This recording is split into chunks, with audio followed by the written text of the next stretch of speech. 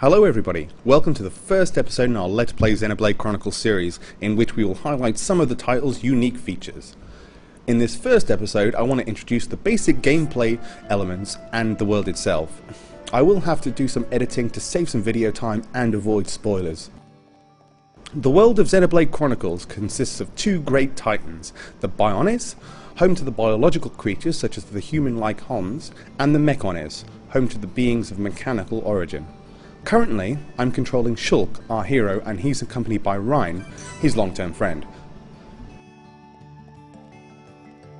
Let's take on some basic field monsters. Battles are initiated by targeting with L or R when using the classic controller, and confirming with A on the battle palette. Normal attacks execute automatically. To use arts or special skills, use the control pad to select the move you want on the battle palette and confirm with A. These take time to refill, so you can't do them repeatedly, though they can be leveled up. You don't have any direct control over your party members' actions.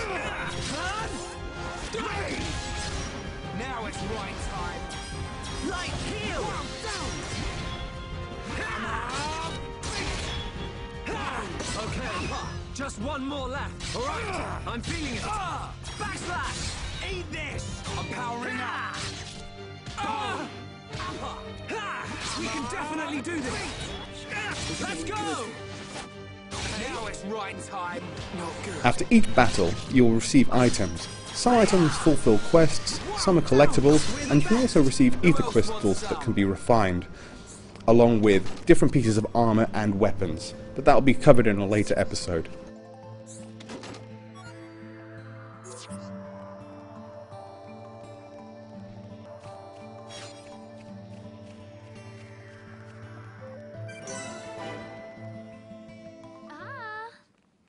I'm coming along as well. Fiora, another long-term friend of Shulk's, was worried about us, so she decided to meet us up here.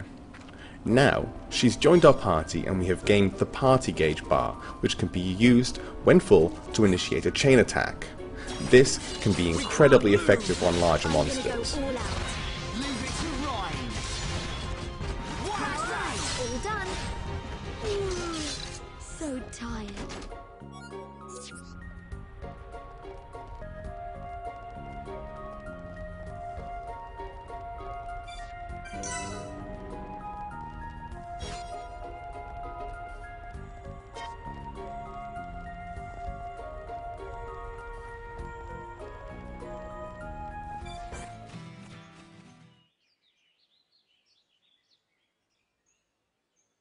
Right here. Thanks for the help, Shulk. I'll start collecting them up. You two hold on a sec. Now we've fulfilled our task, but while we were up here, the Mechon have invaded the colony and commenced their attack. This is a truly major turning point in the game and initiates the primary story arc you'll experience. As I said, I don't want to spoil anything, and the situation continues for quite a while, so I'm not showing all of it. Wait! What the? Our weapons don't work on them at all! Now, after all that, we need to get back down to the colony quickly. I don't want to waste any time by going back down through the cave, so I'll jump off of the cliff into the lake below.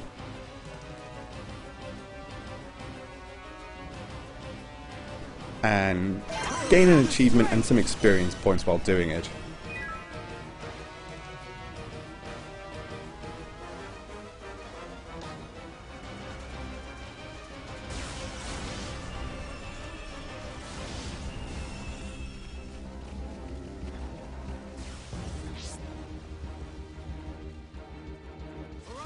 I'm feeling it.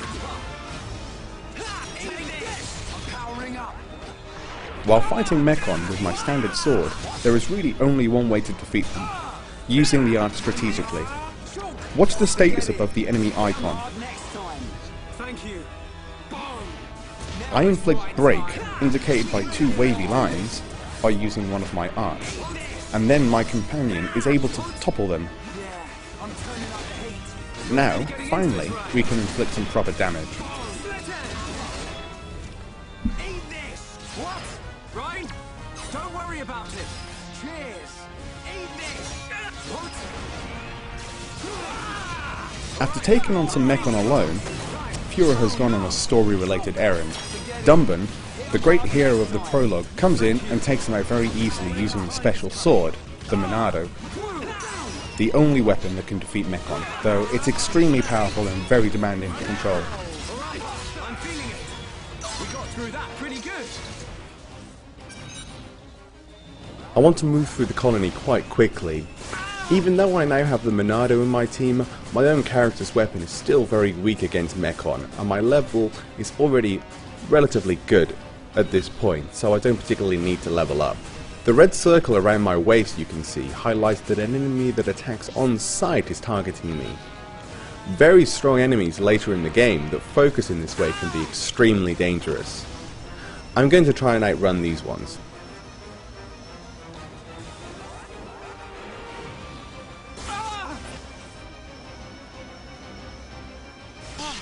This scene is the point where the Monado gets too much for Dunban, and now it's Shulk's turn, our hero, to try and shine.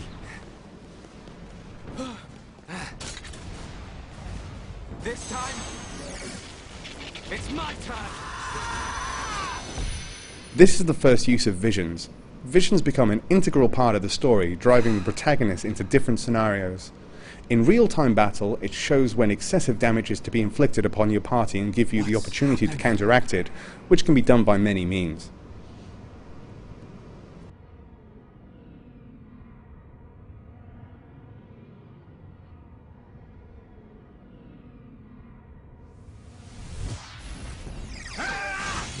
I'm going to go through a few battles to show a few additional battle features.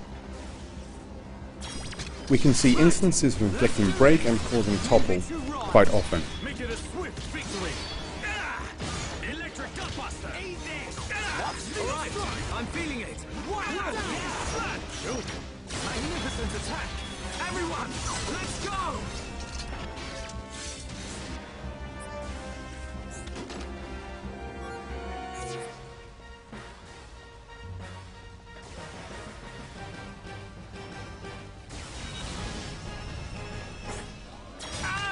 You can see now that because Shulk has received the Monado, my battle path has changed slightly. I'm now able to use the Monado arts. These make battles with Mechon much easier to handle. Using the Enchant Monado art allows the standard weapons that my party members possess damage to Mechon. The other art is a very strong attack for use against Mechon. Other Monado arts come throughout the game as part of the storyline. Yeah, Dunban, we can definitely do this in a challenge. Cool, let's keep this up.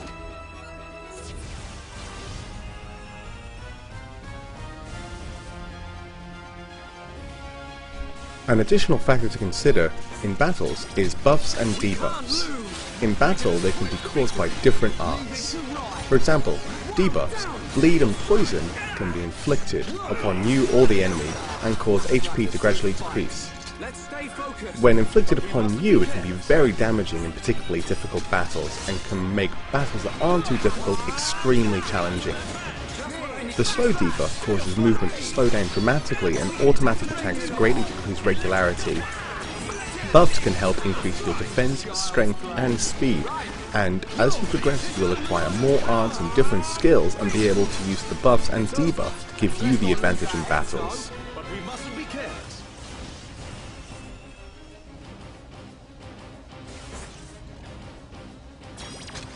We can't lose. Let me at him. Make it a swift victory. I'm with that pass. Tail slash. Alright, I'm feeling it. Electric gutbuster. I'm powering up. Almost there. Everyone, we can definitely do this. Roll, please. Dunban, get in there. Leave this to me. Okay, well I'm going to finish the video in just a moment because there's a story twist around the corner that I don't want to spoil for you. But first, I'd like to thank you all for watching the video, and until next time, when we'll be visiting the Bionic Leg.